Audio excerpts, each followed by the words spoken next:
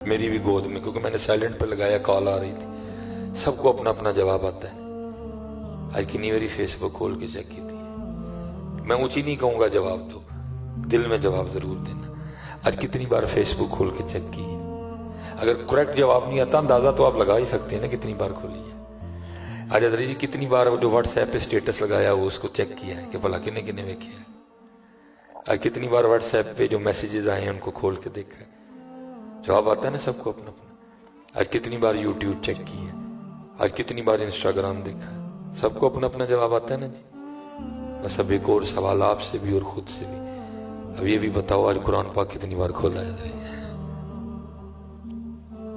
دکھ پتر اس بات کا کہ ہم نے قرآن چھوڑا.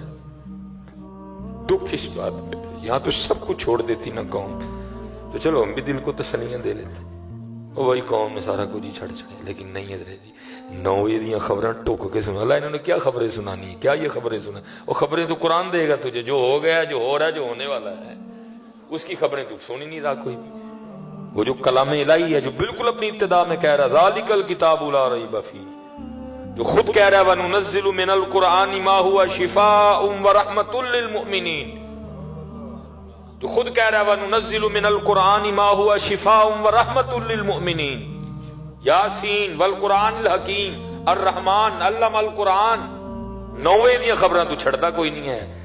تیریاں خبراں قرآن دین ڈیا تو پڑھی ہی نہیں.